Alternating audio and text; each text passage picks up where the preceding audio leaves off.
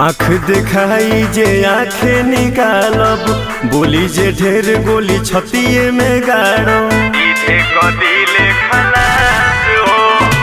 आँख दिखाई जे आँखें निकालब, बोली जे ढेर गोली छतिए में गाड़ब।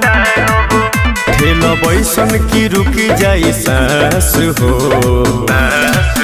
हम करिले नहीं बर्दाश्त हो, हम करिले नहीं बर्दाश्त हो, सीधे कदिले खलास हो। हम करिले नहीं बर्दाश्त हो, सीधे कदिले खलास हो, सीधे कदिले खलास हो, सीधे कदिले खलास हो।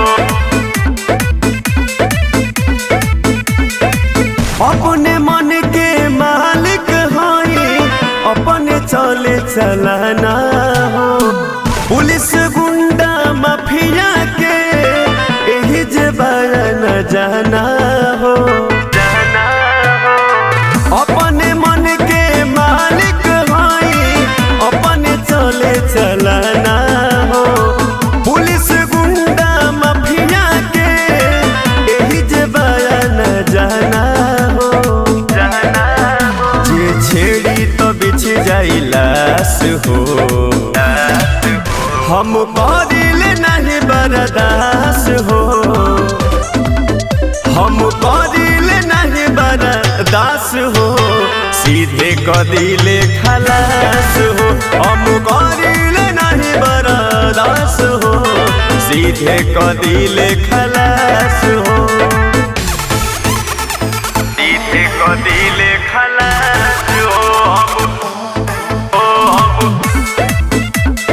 सीधे कदिले खलास हो। बाट के कर मजाल की छेड़ देवे हमरा के, छेद छेद कह दे हमरे सीना पर पिस्टल लहरा के, लहरा के। बाट के कर मजाल की छेड़ देवे हमरा के, छेद छेद कह दे हमरे सीना पर पिस्टल लहरा के। हई टुन टुन हटे कुछ खास हो, हम करिले नहीं बर्दाश्त हो, हम करिले नहीं बर्दाश्त हो, सीधे कदिले खलास हो। हम करिले नहीं बर्दाश्त हो, सीधे कदिले खलास हो।